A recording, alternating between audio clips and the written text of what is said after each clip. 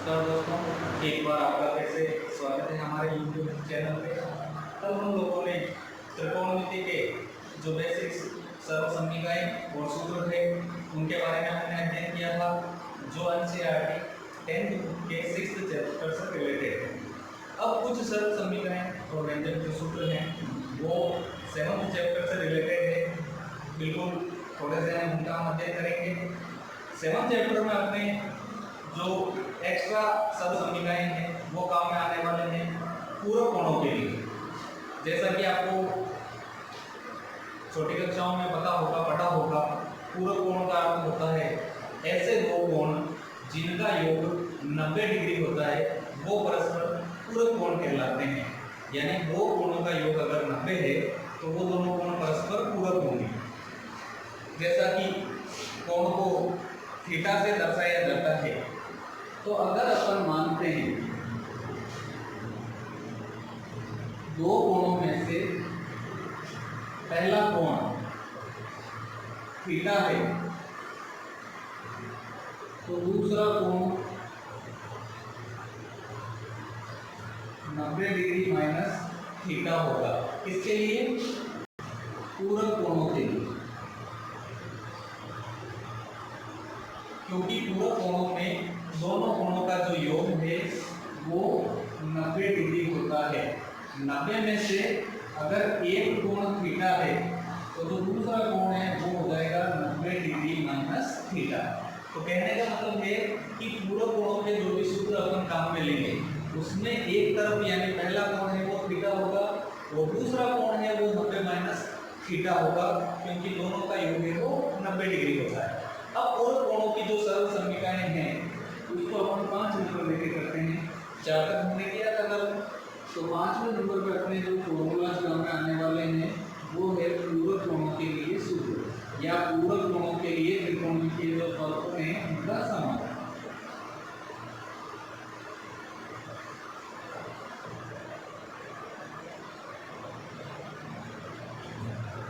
कल आप लोगों को मैंने बताया था अपने को जो सीरियल है वो कंटिन्यू याद रखना है, उससे बार बार अपने को समझने में आसानी रहेगी। सबसे पहले साइन थीटा, फिर कोस थीटा, उसके बाद टेन थीटा, उसके बाद कोट थीटा, फिर सेक थीटा और उसके बाद कोसेक थीटा। ये अपने को सीरियल याद रखना है ताकि अपने को समझने में आसानी हो।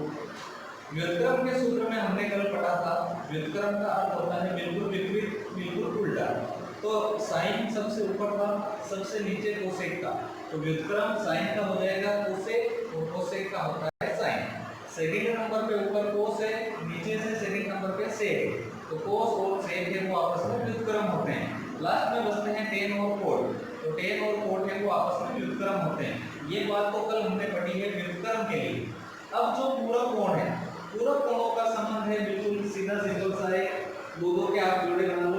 ये दोनों आपस में साइन और कोस थीटा पूरक होते हैं, टेन थीटा और कोट थीटा पूरक होते हैं, जबकि सेक थीटा और कोसेक थीटा आपस में पूरक होते हैं। अब इसमें भी आपको रट्टा मारने की जरूरत नहीं है, ऊपर मैंने आपको बताया है जो भी पूरक कोण होते हैं उनका योग 90 होगा। उनमें से एक कोण अगर थीटा होता है तो दूसरा ऑटोमेटिक 90 माइनस थीटा हो जाएगा। तो साइन और कोस जो पूरक है, अब इनके सूत्र बनाने का सीधा सिंपल सा तरीका है। अगर एक तरफ साइन लेते हैं, एक तरफ कोस लेते हैं, तो अपने को क्या करना है, एक तरफ थीटा लिखना है, एक तरफ 90 माइनस थीटा। तो यहाँ मैं थीटा लिख देता हूँ, यहाँ लिख देता हूँ 90 माइनस थीटा। तो ये पूरक का सूत्र बन गया साइन थीटा बराबर कोस 90 माइनस थीटा। इसी प्रकार अगर अपन कोस के लिए लें तो कोस और साइन को आपस में पूरक होंगे, लिख देंगे एक तरफ थीटा, दूसरी तरफ 90 माइनस थीटा। तो साइन और कोस के हो गए सूत्र। अब टेन और कोट का बनाना है, वही चीज है, सेम प्रोसेस। टेन और कोट आपस में पूरक होते हैं, तो एक तरफ टेन, एक तरफ कोट। बात वही, एक जगह थीटा, दूसरी तरफ हो जाएगा पूरक होने के 90 माइनस थीटा। वापस अगर कोट का बनाए तो कोट थीटा बराबर हो जाएगा टेन 90 माइनस थीटा, यानी एक तरफ थीटा, दूसरी तरफ फिर से 90 माइनस थीटा।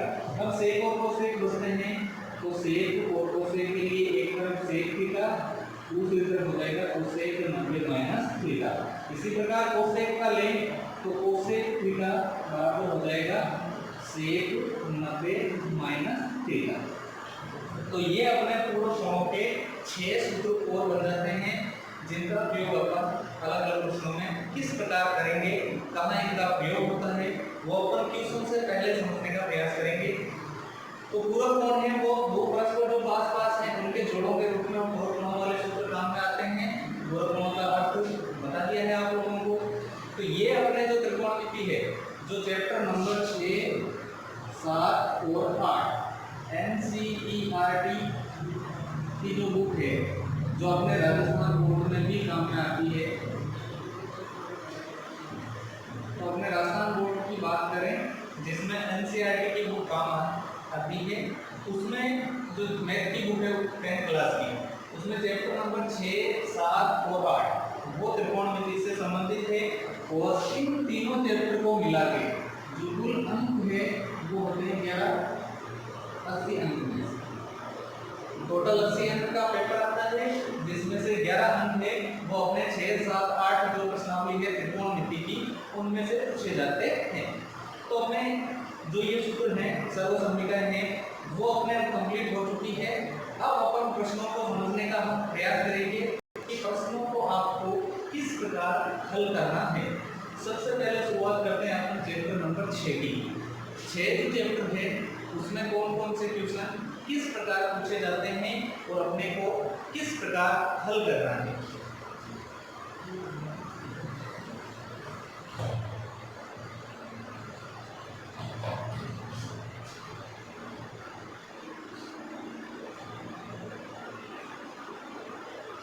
अगर अपन चैप्टर नंबर 6 की बात करें, जो अध्याय 6 दे रखा है, उसमें सीधा सिंपल सा है, अपने को क्वेश्चन में सारणी का प्रयोग करना है। क्यों करना है वो देखो, जो अध्याय 6 है उसका जो प्रश्नावली 6.1 है, उस प्रश्नावली में लगभग सभी जो क्वेश्चन आ रखे हैं, अपने जो भी क्वेश्चन आ रखे हैं उसमें कोण दिए हुए हैं डिग्री में। तो अपना जो बेसिक पता करने का सीधा ही है, अगर क्वेश्चन में अगर प्रश्न में 0 डिग्री, 30 डिग्री, 45 डिग्री, 60 डिग्री और 90 डिग्री दिया गया है, तो हम प्रश्न हल करते समय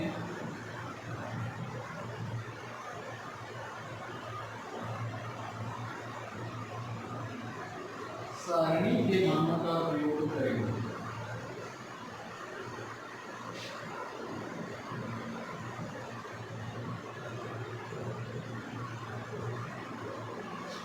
सारणी का प्रयोग क्यों करेंगे? कल हमने सारणी बनाई थी त्रिकोणमितीय जो भी फलक है उनके क्या मान होते हैं उसकी हमने सारणी बनाई थी। तो अपने को पता है हमने सारणी में 0 डिग्री, 30 डिग्री, 45 डिग्री, 60 डिग्री और 90 डिग्री इन 5 कोणों का प्रयोग किया था। तो सीधी सी बात है, अगर क्वेश्चन में ये पांचों कोण आते हैं तो अपने को सारणी का जो मान है उसका प्रयोग करना है, यानी सीधा सा अपन क्या करेंगे, सारणी का प्रयोग कर लेंगे। तो जैसे कोई भी क्वेश्चन अपन उठाते हैं, देखते हैं इसमें, जैसे प्रश्नावली 6.1 का पहला क्वेश्चन लेते हैं, बिल्कुल इजी सा है। पहले क्वेश्चन में दे रखा है 2 sin 45 डिग्री cos 45 डिग्री का मान ज्ञात कीजिए। अपने को क्या करना है, 2 sin 45 डिग्री cos 45 डिग्री का मान ज्ञात करना है। तो बिल्कुल सिंपल सा हल करने का तरीका है, सबसे पहले 2 आ रखा है तो 2 की जगह 2 लिख देंगे। दोनों के बीच में कोई भी चिन्ह नहीं है तो कोई भी चिन्ह नहीं होता है, इसका मतलब अपने को गुणा का चिन्ह लगाना है। sin 45 डिग्री तो हमने सारणी पढ़ रखी है, कल हम लोगों ने सारणी पढ़ी थी, तो सारणी में देखेंगे कि sin 45 का मान जो होता है वो होता है 1/√2। तो यहाँ हमने sin 45 डिग्री का मान रख दिया। फिर यहाँ कोई चिन्ह नहीं है, इसका अर्थ सेम है, गुणा का चिन्ह लगाना है। फिर आ गया cos 45 डिग्री, तो अपन सारणी में देखते हैं तो cos 45 डिग्री का मान भी होता है 1/√2। तो ये अपने आ जाएगा इसका मान, sin 45 का मान रख देंगे और cos 45 का मान रख देंगे सारणी से। उसके बाद अपने को यहाँ देखने पर पता चल रहा है कुछ गुणा में है और कुछ बटा यानी भाग में है। तो अपना सीधा सा नियम है, गुणा है हमको गुणा कर दो और फिर इनका आपस में कर लो भाग। तो ऊपर की तरफ देखते हैं तो 2 × 1 × 1 यानी 2 को 1 और 1 से गुणा करेंगे तो 2 ही आता है। बट्टा में यानी हर में आ रखा है √2 × √2, तो √2 को √2 से गुणा करने पर हो जाता है 2, यानी अपने जो आंसर है यहाँ पे आ रहा है वो आ रखा है 2/2, यानी 2 में 2 का भाग देना है। तो 2 में 2 का भाग देने पर 1 प्राप्त हो जाएगा। तो अपना ये क्वेश्चन बिल्कुल इजी वे में हल हो जाएगा कि 2 sin 45 डिग्री cos 45 डिग्री का मान है वो हो जाएगा 1। इसी प्रकार अगर अपन अगला क्वेश्चन लेते हैं, क्वेश्चन नंबर 2।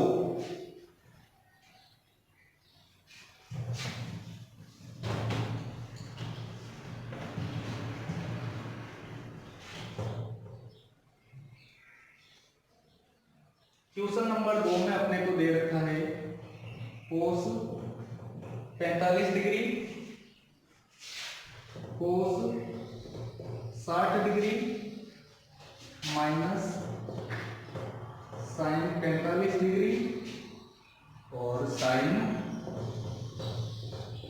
60 डिग्री। इसका मान अपने को ज्ञात करना है। तो यहाँ सबसे पहले क्वेश्चन में अपन देखते हैं जो डिग्री में कोण दे रखे हैं वो है 45 डिग्री, 60 डिग्री, फिर से 45 और 60 डिग्री। तो आप लोगों को मैंने स्टार्टिंग में बता दिया था 6.1 के कि जहां भी कोण 0, 30, 45, 60 और 90 डिग्री होता है तो अपने को सारणी के मान का प्रयोग करना है। तो यहाँ पे 45 और 60 आ रखे हैं, इसका मतलब अपने को सारणी का प्रयोग करना है। तो अगर अपन इसको हल करेंगे तो सबसे पहले आ रहा है cos 45 डिग्री। तो cos 45 डिग्री का जो मान है वो सारणी में होता है 1/√2। फिर दोनों के बीच में कोई चिन्ह नहीं है, इसका मतलब अपने को लगाना है गुणा का चिन्ह। cos 60 डिग्री, cos 60 का मान होता है 1/2। उसके बाद माइनस का चिन्ह है तो माइनस का लगा देंगे। sin 45 डिग्री, sin 45 डिग्री का सारणी में मान होता है 1/√2। उसके बाद इन दोनों के बीच में कोई चिन्ह नहीं है, इसका मतलब चिन्ह आ जाएगा बीच में गुणा का sin 60। sin 60 का मान सारणी में होता है √3/2। तो यहां से हम सारणी का प्रयोग करके सबसे पहले मान रख लेंगे।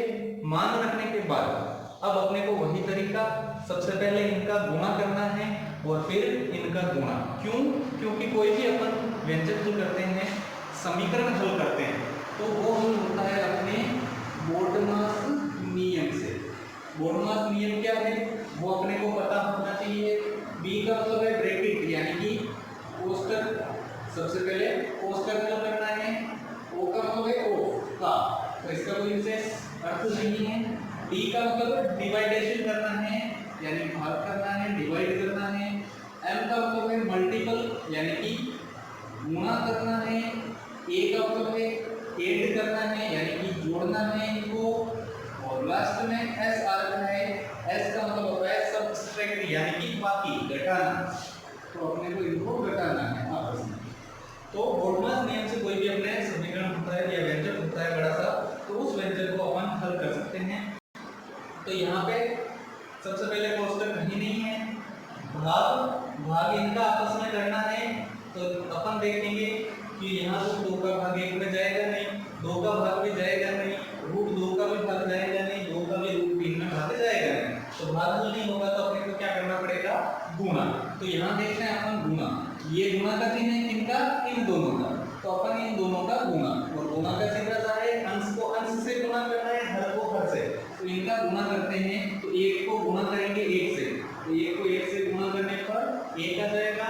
हर में 2 को करना है √2 से। हमेशा ये आपको ध्यान रखना है, रूट वाली यानी अपरिमेय संख्या है उसको अपन इससे गुणा नहीं कर सकते। तो 2 को रूट 2 से गुणा करेंगे तो उसको लिखेंगे 2 रूट 2, यानी इनका गुणनफल डायरेक्टली नहीं होगा। फिर आगे माइनस का माइनस, अब गुणा करना है इन दोनों का, तो 1 को रूट 3 से गुणा करने पर रूट 3 आ जाएगा। फिर हर में 2 को रूट 2 से गुणा करना है तो वापस आ जाएगा 2 रूट 2। अब गुणा हो गया, गुणा करने के बाद जोड़ना है, जोड़ यहाँ पे है नहीं तो इनको घटाना है, तो इन दोनों को आपस में अपन घटा देंगे। अब जो भिन्नें होती है, भिन्नों की जोड़ भाग की होती है, तो उसमें अपने को जोड़ने या घटाने के लिए क्या करना पड़ता है, बिल्कुल छोटी कक्षाओं की बात है, भिन्नों की जोड़ या भाग की होने पर जो हर होता है उसका अपने को एलसीएम यानी लसागु लेना है। तो अपन क्या करेंगे, इन दोनों का लसागु लेंगे, 2 रूट 2 और 2 रूट 2 का लसागु लेना है। तो दोनों एक जैसे ही है, सेम ही संख्याएं हैं, तो जो संख्याएं सेम होती है उनका एलसीएम सेम ही होता है, लसागु सेम ही होता है। तो इन दोनों का जो एलसीएम है वो आ जाएगा 2 रूट 2, क्योंकि दोनों सेम है तो अपने को अभाज्य गुणनखंड करके लसागु लेने की जरूरत नहीं है, सीधा आ जाएगा 2 रूट 2। लसागु लेने के बाद, एलसीएम लेने के बाद अपन क्या करेंगे, हर का भाग देना है और जो आएगा भागफल उसको अंश से गुणा करना है। 2 रूट 2 को 2 रूट 2 से विभाजित करेंगे, तो 2 रूट 2 में 2 रूट 2 का भाग एक बार जाएगा, समान संख्या है तो भाग एक बार जाता है, जैसे 5 का भाग 5 में एक बार, 50 का भाग 50 में एक बार। उसी प्रकार 2 रूट 2 का 2 रूट 2 में भाग एक बार जाएगा, एक को ऊपर 1 से गुणा करेंगे, एक ही आ जाएगा, आगे माइनस का माइनस लगा देंगे, फिर इस हर का भाग देंगे तो 2 रूट 2 का भाग 2 रूट 2 में फिर से एक बार जाएगा और एक को अपन ऊपर रूट 3 से गुणा करेंगे तो आ जाएगा रूट 3। तो आपने जो हल किया है एलसीएम लेके, तो उसमें आ गया 1 माइनस रूट 3 अपॉन 2 रूट 2।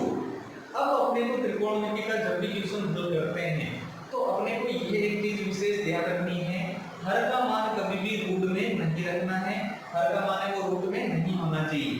तो अपन क्या करेंगे, इस हर में जो रूट 2 आ रखा है उस रूट को हटाना है। रूट को हटाने के लिए हर का परिमेयकरण किया जाता है। हर का परिमेयकरण क्या होता है, जो हर में संख्या होती है उसी को ऊपर और नीचे गुणा कर दिया जाता है। तो यहाँ पे हर में जो संख्या आ रखी है वो रूट 2, उसका अपन क्या करेंगे, अंश और हर में गुणा कर सकते हैं। इसको थोड़ा सरल बनाने के लिए एक और तरीका है, इन दोनों को जब ये गुणा के रूप में, तो अपन सिर्फ रूट वाली संख्या से ऊपर नीचे गुणा कर सकते हैं, दोनों जगह करने की जरूरत नहीं है। यानी रूट में 2 है तो अपन रूट 2 से ऊपर नीचे गुणा कर देंगे, हर का परिमेयकरण कर देंगे, तो 1 माइनस रूट 3 अपॉन 2 रूट 2, ये तो अपन लिख देंगे सेम। अब हर में रूट आ रखा था इसलिए इस रूट का कर देंगे परिमेयकरण, यानी रूट 2 आ रखा है तो रूट 2 से अपन ऊपर और रूट 2 से अपन नीचे गुणा कर लेंगे दोनों जगह। अब इनका अगर अपन यहाँ गुणनफल लिखें तो रूट 2 को गुणा करना है 1 माइनस रूट 3 से, तो गुणा करने की जरूरत नहीं है, डायरेक्टली लिख सकते हैं रूट 2 ब्रैकेट कर देंगे, ब्रैकेट का अर्थ ही गुणा होता है, तो रूट 2 ब्रैकेट 1 माइनस रूट 3, तो ये इनका गुणनफल हो गया। हर में 2 है वो साधारण संख्या है बिना रूट की नहीं, तो 2 का अपन 2 लिख देंगे। फिर इनका गुणनफल करना है तो रूट 2 को रूट 2 से गुणा करेंगे तो 2 आ जाता है अपने पास। ऊपर वालों को अपन गुणा करते हैं तो कर भी सकते हैं और गुणा नहीं करते हैं तो भी कोई दिक्कत वाली बात नहीं है, आंसर सही माना जाता है। तो ऊपर वाले को अपन लिख देते हैं रूट 2 इंटू 1 माइनस रूट 3 बटा में 2 इंटू 2 हो जाएंगे 4। तो जो अपना मान है, मान ज्ञात करना था इसका, तो वो मान आ जाएगा root 2 into 1 minus root 3 upon 4। तो ये अपना आंसर हो जाता है। और मैंने अभी आपको बताया था ऊपर अगर अपन चाहे तो गुणा कर भी सकते हैं, नहीं करें तो भी चलता है। अगर गुणा करके अपन इसको लिखते तो कैसे लिखते, रूट 2 को 1 से गुणा करेंगे, 1 से गुणा करने पर वापस वही संख्या आती है रूट 2, फिर आगे माइनस का माइनस, रूट 2 को रूट 3 से गुणा करेंगे तो हो जाएगा रूट 6 और बटा में 4। तो ये भी अपन लिख सकते हैं, ये भी अपना आंसर सही होता है। अगले क्वेश्चन की अपन बात करते हैं, क्वेश्चन नंबर 3। एनसीईआरटी की बुक की बात कर रहा हूँ मैं। एनसीईआरटी की बुक में जो सिलेबस है अपना, उसी को अपन कंप्लीटली हल करेंगे। आगामी कक्षाओं में ये कंटिन्यू चलता रहेगा। क्वेश्चन नंबर जो 3 है उसमें आ रखा है अपने sine square 60 degree, 30 degree, sine square 30 degree plus 2 cos square 45 degree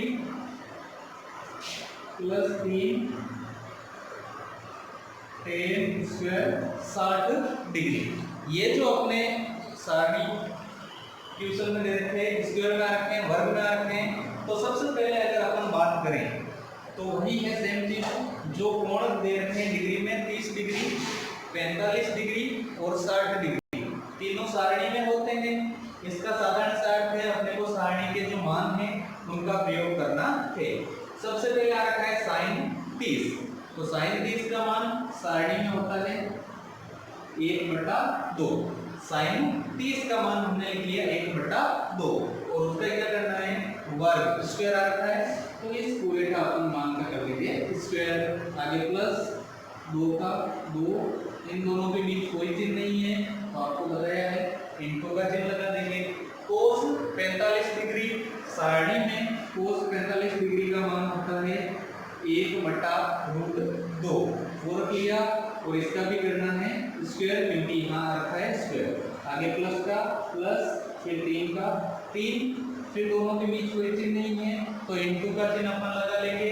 आगे आ रखा है tan 60, तो tan 60 का मान होता है √3 और tan 60 का मान हमने रख लिया √3, इसका कर देंगे अपन स्क्वायर √3 का स्क्वायर। क्वेश्चन में स्क्वायर आ रखा है तो अपने को स्क्वायर करना है।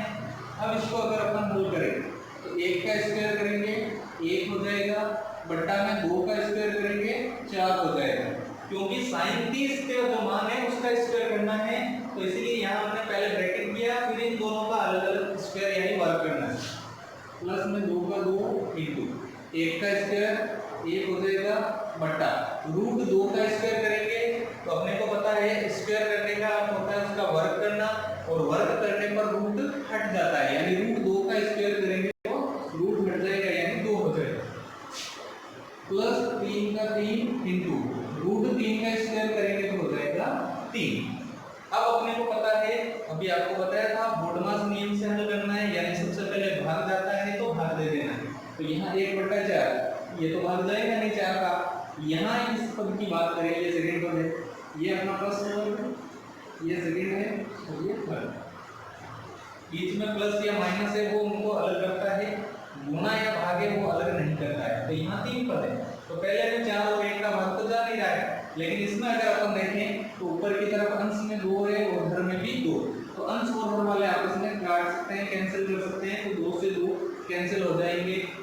फिर और कोई भाग है नहीं, तो अगर भाग नहीं है तो फिर अपन कर लेंगे गुणा, तो 1/4 पे 1/4 प्लस यहाँ अपने पास बचा हुआ है 1 प्लस 3 को 3 से गुणा 9, तो ये हो गया अपने।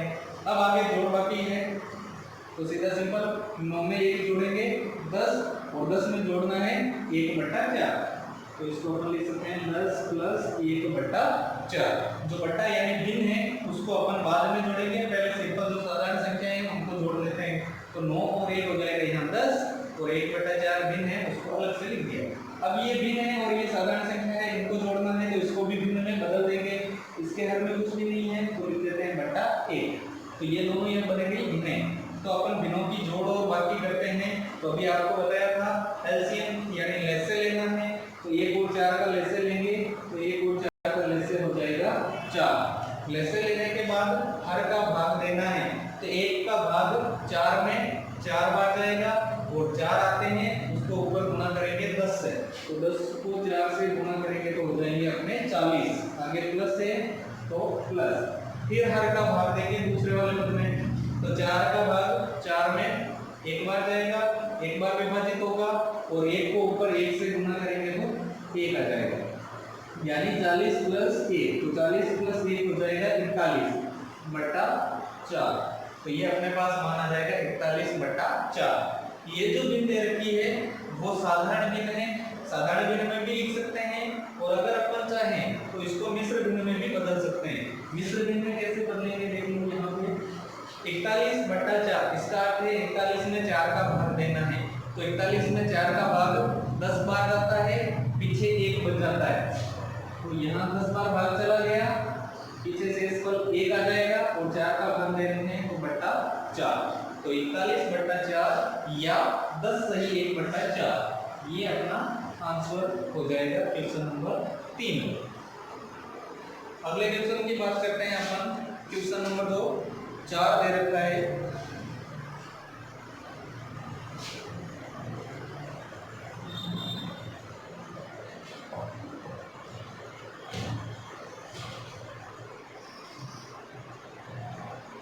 क्वेश्चन नंबर 4 में अपने को दे रखा है 3 sin 60 degree -4 sine square sine cube दिया हुआ है यहाँ पे, साइन क्यूब 60 डिग्री। अब इस क्वेश्चन को अगर अपन हल करते हैं तो इसके दो तरीके हैं, दोनों मैं आपको बता देता हूँ।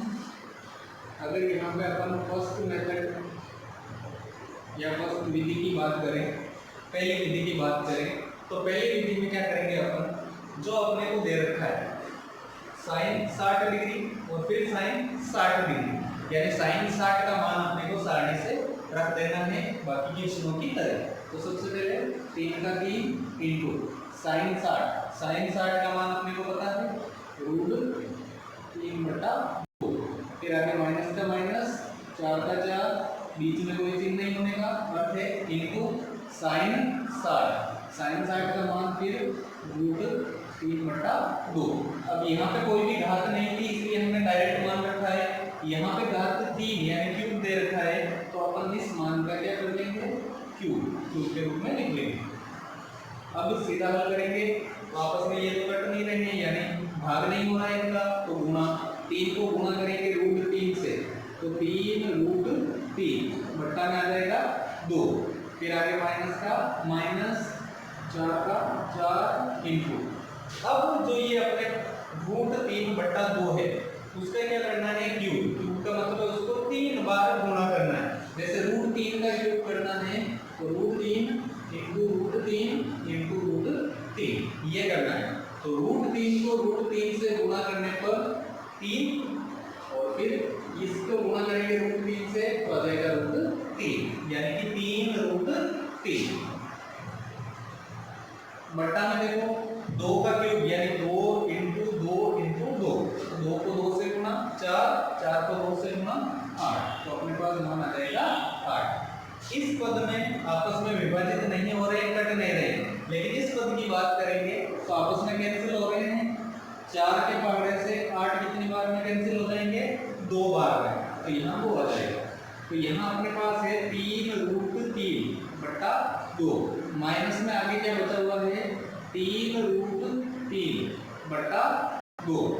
अब ये अपने बट्टा में यानी भिन्न में आ रहा है, तो भिन्नों की जोड़ियां बाकी करने के लिए अपन लेसे यानी एलसीएम ले सकते हैं, लेकिन यहाँ गौर करने वाली बात देखो, ये भी 3√3/2 है, ये भी 3√3/2, यानी दोनों सेम ही है, एक जैसे ही है, तो √3/2 में से 3√3/2 घटाएंगे तो क्या आएगा 0, क्योंकि समान संख्याओं को एक जैसे जो संख्याएं होती है उनको आपस में घटाने पर 0 आता है, जैसे 15 में से 15 घटाने पर 0, उसी प्रकार ये दोनों समान हैं, इनको आपस में घटाएंगे तो 0। या दूसरे तरीके में ऐसे भी कह सकते हैं ये प्लस का है ये माइनस का, तो ये प्लस की संख्या और ये माइनस की संख्या एक जैसी है इसलिए आपस में कैंसिल हो जाएगी, तो यहाँ आ जाएगा 0। ये तो फर्स्ट मेथड है जो अपन कंटिन्यू कर रहे हैं, इसी हिसाब से सीधा सारणी से मान रख रहे हैं। सेकंड मेथड क्या होगा इसका, जो दूसरी विधि है, सेकंड मेथड में अपन थोड़ा सा इसको हटके करने का प्रयास करते हैं। जैसे क्वेश्चन में अपने को दे रखा है 3 sin 60 degree -4 sine cube 60 degree, ये मान दे रखा है। कितने पद हैं इसमें, ये पहला पद है इसमें, ये दूसरा, दोनों अलग अलग प्लस या माइनस से हो गई, तो ये अपने पास दो पद है। इसमें भी साइन 60 है, इसमें भी साइन 60, तो अपन क्या कर सकते हैं, दोनों पदों में साइन 60 दोनों में आ रखा है, तो साइन 60 कॉमन ले लेंगे। तो यहाँ से अपन साइन 60 डिग्री है वो कॉमन ले लेंगे, तो यहाँ से साइन 60 डिग्री कॉमन ले लेंगे तो बचेगा अपने पास 3, फिर आगे माइनस का माइनस, यहाँ 4 है, हमने 4 कॉमन लिया नहीं है तो 4, फिर यहाँ साइन क्यूब 60 डिग्री, क्यूब का मतलब है साइन 60 है वो कितनी बार है, 3 बार, हमने कॉमन कितनी बार लिया है, 1 बार, तो इसका अर्थ है साइन 60 है वो 2 बार बच गया, 2 बार का अर्थ है साइन स्क्वायर 60 डिग्री। अब अपन इसमें मान रख लेंगे, सबसे पहले साइन 60, तो साइन 60 का मान √3/2, फिर ब्रैकेट 3 का 3 माइनस 4 का 4, दोनों के बीच कोई चिन्ह नहीं है, इसका अर्थ इनटू साइन 60 का मान फिर से √3/2 और उसका करना है स्क्वायर, तो अपन कर देंगे स्क्वायर। उसके बाद ये पद पहले ही बाहर है अलग से, दोनों का आपस में भाग नहीं जा रहा है, विभाजित नहीं हो रहे हैं, तो इसीलिए इसको अपन लिख लेते हैं सेम। 3 अकेला पद है, इसको भी लिखते हैं सेम, -4 का 4 इंटू, अब इनका करना है वर्ग, √3 का वर्ग यानी स्क्वायर करेंगे, तो आपको बताया हुआ है रूट का स्क्वायर करने पर रूट हट जाता है, तो √3 का स्क्वायर करेंगे तो आ जाएगा 3 बटा 2 का स्क्वायर, 2 का स्क्वायर होता है 4, कंप्लीट। अब ये जो पद है ये पद गुणा और भाग में है, तो गुणा और भाग में होता है उसको अपन आपस में कैंसिल कर सकते हैं, तो यहाँ 4 से 4 हो जाएगा कैंसिल, तो √3/2 ब्रैकेट में 3 माइनस, अब यहाँ देखो इस पद में कितना बचा है, सिर्फ 3, तो इसको लिखते हैं √3/2, कंटिन्यू चलेगा √3/2 क्योंकि ये आपस में विभाजित नहीं हो रहे हैं और अलग से पड़े हैं, इनको अलग से बाहर ही रहने देना है। 3 में से 3 घटाएंगे 0, अब सीधा है √3/2 को, ब्रैकेट का मतलब कोष्टक का मतलब गुणा, तो √3/2 को 0 से गुणा करेंगे, तो किसी भी संख्या को 0 से गुणा करने पर 0 प्राप्त होता है। तो अपने ये जो सेकंड मेथड हमने काम में लिया है, इस मेथड में भी मान 0 ही आएगा, जो भी आपको उचित लगता है दोनों में से सरल लगता है उन मेथड से आप कर सकते हो, दोनों का आंसर वही आता है। पहला जो मेथड है उसमें डायरेक्ट अपने को मान रखना है, जितनी गाते हैं उतना कर लेंगे।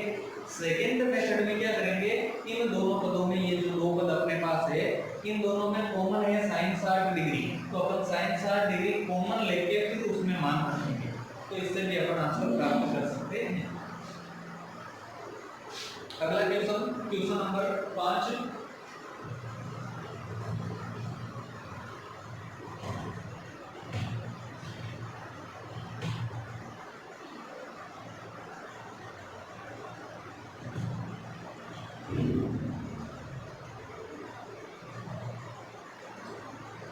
क्वेश्चन नंबर 5 में अपने को दे रखा है 5 cos स्क्वायर 60 डिग्री प्लस 4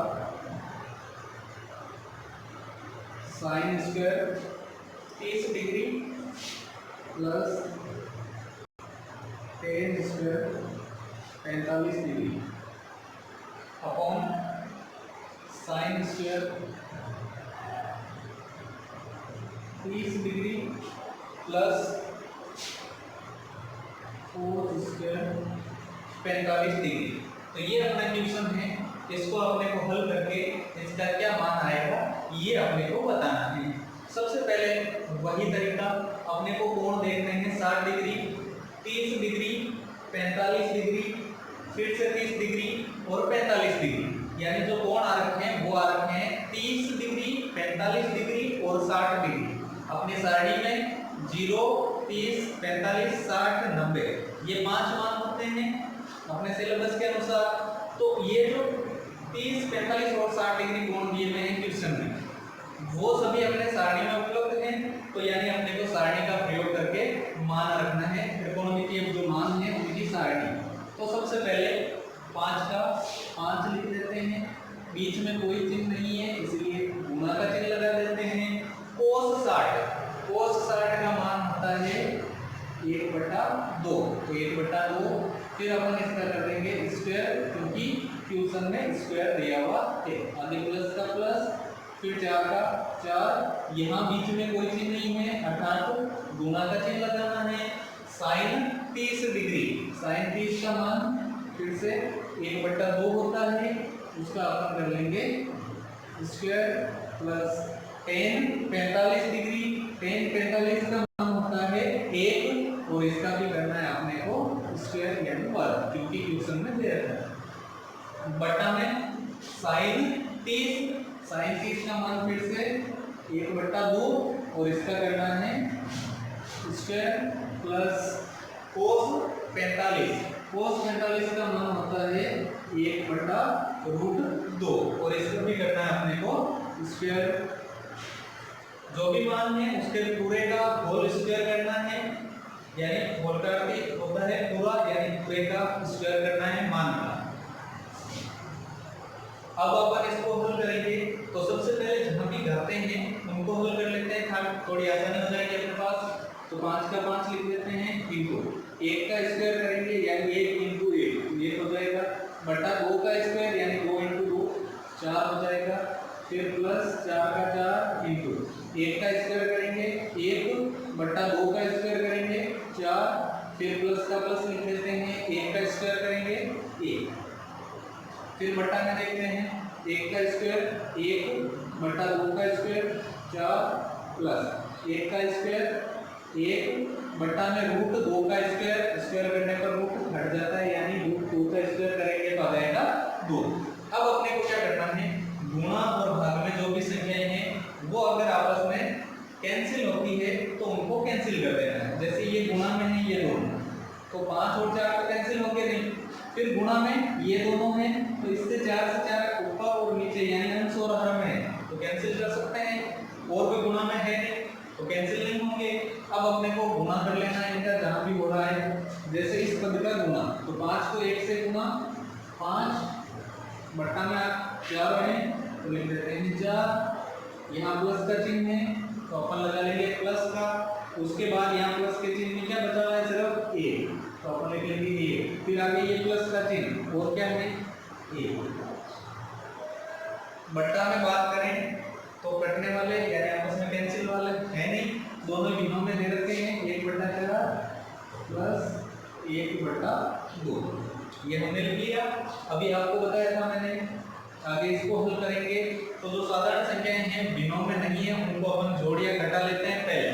तो 1 में जोड़ेंगे 1 तो हो जाएगा 2 और 2 में जोड़ना है 5/4 यानी इसको लिख लेंगे 5/4 प्लस 2, फिर ये बट्टा का चिन्ह है, इन दोनों को जोड़ना है 1/4 और 1/2। इनको मैं कंटिन्यू लिख रहा हूँ क्योंकि यहाँ पे अपने को भिन्नों की जोड़ करनी है और ये भी भिन्नों की जोड़ है तो दोनों को साथ में ही कर लेते हैं। अब इस ऊपर वाले पद अंश वाले पद में देखें तो ये भिन्नों में दे रखा है लेकिन ये भिन्न में नहीं है तो इसके बट्टा में हम लिख लेंगे 1।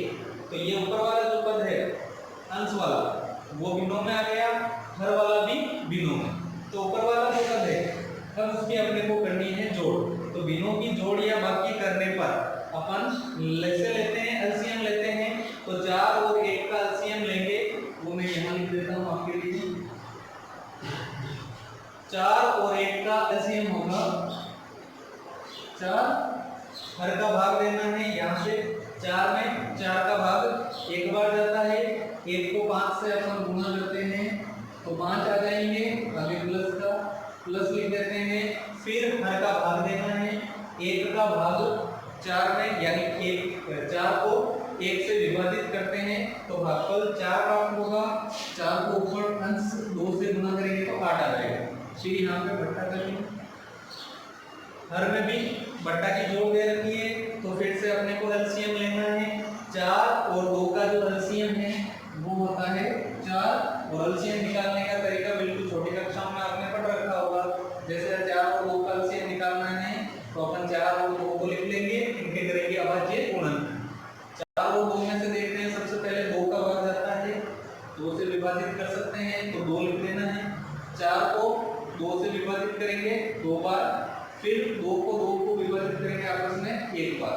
आगे वो देखेंगे अपन 2 का भाग दे सकते हैं तो 2 का भाग लेंगे, 2 को 2 से विभाजित 1 बार, और 2 का भाग 1 में जाता नहीं है, ऑलरेडी हल हो चुका है। तो ये लास्ट में 1 आ गया, अब इनका कर लेते हैं अपन गुणनफल। तो यहाँ 2 × 2 तो आ जाएगा 4, यानी एलसीएम होता है 4। तो 4 और 2 का एलसीएम है वो आ जाएगा 4। अब अपने को हर का भाग देना है, विभाजित करना है हर को।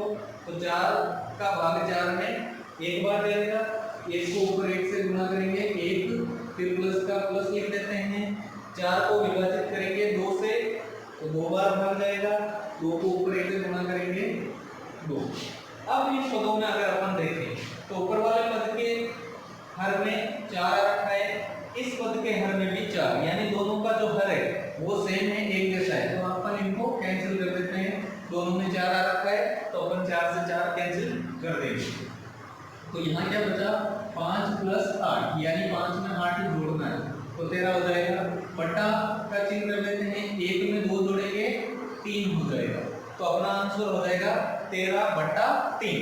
ये है सारा नियम। इसको अगर अपन चाहें तो मिश्रण में भी लिख सकते हैं। 13 में 3 का भाग अपने को पता है 4 बार जाएगा, 4 बार विभाजित होगा, पीछे 1 से इसको बचता है और 3 से विभाजित कर रहे हैं तो 3, यानी 4 सही 1/3।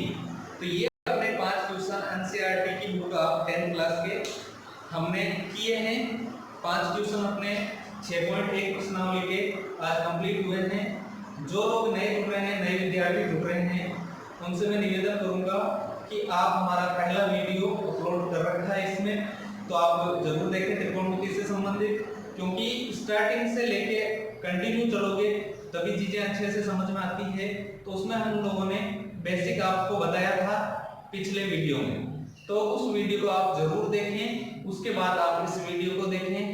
हमारी यही आशा है कि इन वीडियो के माध्यम से नए विद्यार्थी हमसे जुड़ेंगे, नए विद्यार्थी जुड़ेंगे, उनको फायदा मिलेगा। मैथ का एग्जाम मैंने कल आपको बताया था अभी होना बाकी है, तो कुछ विद्यार्थी काफी टाइम से जो शिक्षा से थोड़ा दूर हो चुके हैं लॉकडाउन की वजह से, या टाइम नहीं दिया है उन्होंने, तो उनके लिए हमारी ये कोशिश है कि विद्यार्थियों को फायदा पहुंचे। आप सभी लोगों से अनुरोध है चैनल को ज्यादा से ज्यादा शेयर करें, सब्सक्राइब करें, वीडियो लाइक करें, जिससे हमारा प्रोत्साहन बढ़े।